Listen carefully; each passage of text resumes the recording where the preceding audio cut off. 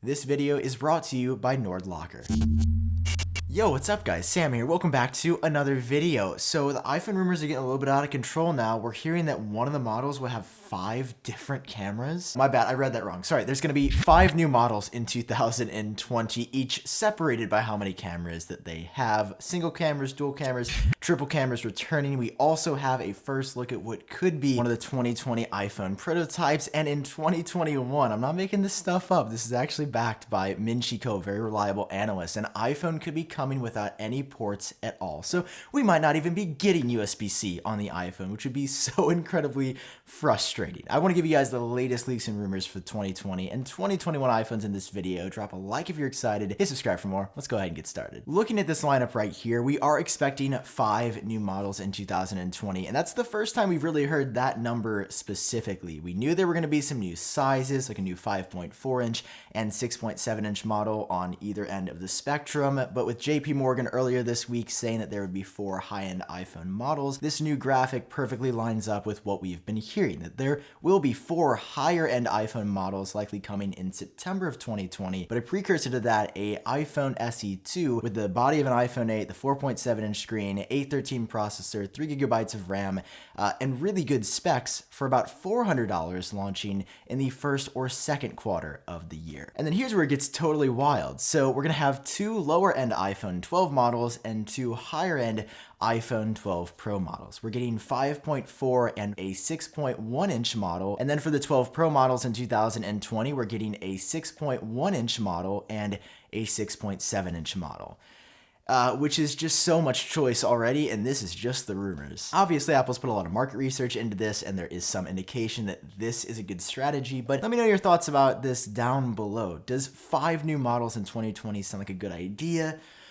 Maybe it does. I'm just sort of failing to see like the benefit to this paradigm of choice right here. That being said, regardless of which of the 4 high-end models you're going to be buying in 2020, they're all going to have 5G connectivity of some sort supplied by a brand new the Qualcomm chip is going to power that. And design-wise, Kuo just says broadly for the 2020 OLED iPhone model, which is looking to be all 4 of them, there is going to be the reminiscence of the iPhone 4 design. So we're hearing that stainless steel band still in the mix here. And well, this perfectly segues to the next thing. I want to show you what could possibly be an iPhone 2020 prototype. Now the source on this one is Ben Geskin, and Geskin certainly does not have the best track record in the game. Although he got the iPhone 10 design right for everybody else like 3 years ago, he's gotten a lot wrong in between. So while normally I would laugh this off and just show it to you as like, this could be cool, okay, moving on to the next point, this source got something right before anybody else in the past, and I think there could be a chance that this is at least a prototype that Apple is messing around with. I will not go as far as to tell you that this is what it's going to look like, that this is the confirmed design, because I really don't think that Apple can make a tech jump this big year over year. However, there's some interesting things to point out here. One, with the vertical mute and silent switch, that was something that we were actually supposed to see on this year's iPhones that never ended up happening, that I believe was featured in OnLeaks renderings, which have a very high level of accuracy. The Lightning port noted here, it seems like Apple would go USB-C this year, but the fact that they may go portless entirely in 2021, we'll follow up on that point in just a second. Maybe Apple just sticks it out with Lightning until then. This iOS 14 Springboard build number, that's pretty unique. I haven't really seen that mentioned in leaks before, and again makes me believe there could be something of value, even if one of these 4 things is correct. And then finally, no notch. This is something we heard preliminarily from a few, like 1 or 2 sources a year or 2 ago, that in 2020 we could see an iPhone without a notch. No one else lately, including Min Chi Kuo's own renderings of these iPhones, have said that there won't be a notch. And if anything, a smaller notch definitely seems more practical, but I'm pretty intrigued by this design. The reason I'm presenting this to you and not laughing this off is because Geskin shared the iPhone 10 design before anybody else, so he may have connections there for big iPhone upgrades. Number 2, the source behind this leak specifically was the only person in the world to show us the iOS 13 redesign for the volume indicator. Obviously, the big caveat with this leak is that Apple's invested so much into Face ID, and there's no way they could shrink it down to no notch, at least in this point in time, based on what they've presented to us. But some recent rumors, including one from Bloomberg, has said that Apple could actually use an in-screen fingerprint sensor for one of the 2020 iPhones. So maybe this is the highest end one more thing iPhone, or maybe this is complete BS. Take that with what you will, but be careful with this this one, don't get too carried away, but I mean, it's interesting to look at if nothing else. We've been seeing a lot of iPhone leaks lately, and at this point it seems like Apple would want to keep their files more secure, their information a bit more locked down, which is why I think they could really benefit from a service like NordLocker. Now, something I do on my computer so much, probably more than anything else, is share files, and you guys know it's kind of scary to share files sometimes because you don't know who's going to see it, you don't know if the encryption's going to get messed up. That's why I partnered up with NordLocker and used their service to make sure that when I drag and drop a file, it is encrypted and encrypted properly. NordLocker is from the makers of NordVPN, and I kid you not, encrypting files and sharing them with other people is as simple as dragging something from your desktop into your NordLocker folder, works on Windows or Mac, and then sending that to somebody else that is going to be for their eyes and your eyes only. There's 24/7 support. You already know Nord is a great company. Anybody that signs up gets 5 gigabytes of storage for free for your financial documents, your IDs, any other files, other passwords. But if you want unlimited storage, the deal is actually insane. I thought it was a joke the first time I read it.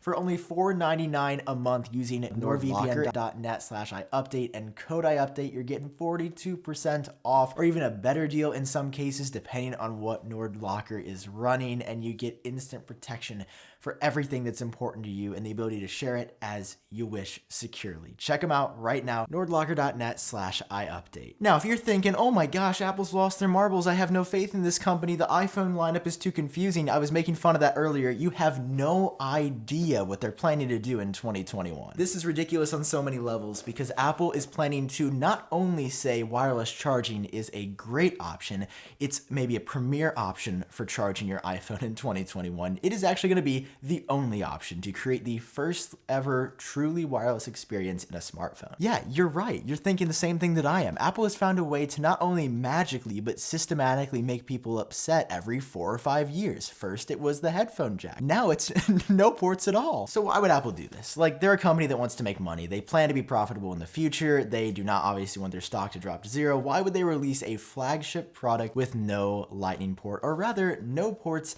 of any kind on the phone? Because Apple likes to push things forward. I think that's reason number one. Number two, I don't know if you've noticed like the audio and charging industry, but it's kind of all shifting in that direction. Wireless headphone shipments are off the charts. I think they're doubling or tripling year over year. So more people than ever, and that's in 2019, have adopted wireless headphones. Imagine what that market's going to look like in 2021. Furthermore, wireless charging is pretty much available everywhere, and wireless chargers aren't that much more expensive than normal chargers, and we're finding a way to get those charging frequencies like up to 7.5 or 10 watts now, faster or up to twice as fast as that cheap 5-watt iPhone charging brick. Obviously, nothing matches plugging in. If you have an 18-watt adapter with the new iPhone 12 Pro or 12 Pro Max, you can charge that phone up extremely quickly, but convenience-wise, wireless charging is sort of already the way to go. The good news is that Apple's not doing this to every model. They're only doing it to the 2 highest end models, so this will likely be the iOS 13 Pro and 13 Pro Max. So you'll be safe to buy like the lower end or cheaper iPhone and not have to worry about losing all your ports, because I think that would just spell not a good time for the iPhone sales that year. You know, I think Apple's doing this, number one, because they know they can, and if they can push it forward, then eventually the entire industry will shift in that direction. We saw that when AirPods came out. Now everyone has truly wireless headphones. We saw that with the headphone jack removal.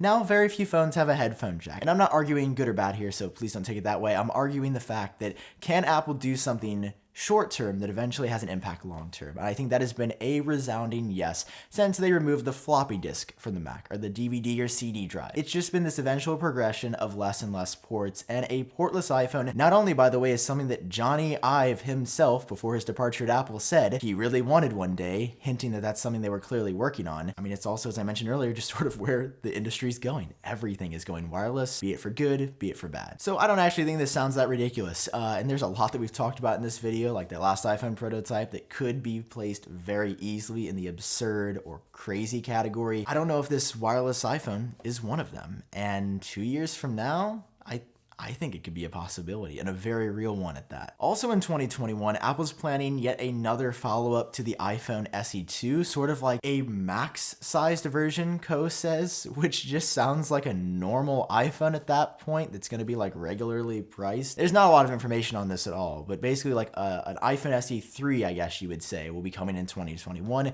with an even larger display, maybe in the body of something like an iPhone 8 Plus this time. The screen's actually going to be all screen, edge to edge, similar to all of the flagship iPhones that Apple's been making in recent history, but this time it's probably for sure going to have a smaller notch because of how you authenticate this device. It will not have Face ID. Actually, it will have Touch ID, and it probably won't be the first time we see it on an iPhone, but it could be, and not in the screen either. I guess to keep costs cheaper, Apple's going to be placing it in the side or power button, which is actually a rumor that we heard a lot for the iPhone 10 back in 2017. Apple ultimately decided to scrap that for Face ID, but Touch ID seems to be making a resurgence on a number of phones in the future, and the iPhone SE3 is just going to be one of those devices, probably the only one with Touch ID included in the side button. If you enjoyed this video, drop a like down below, hit subscribe for more. Hope you guys are all doing well out there today, and I'll see you all in my next video. Peace.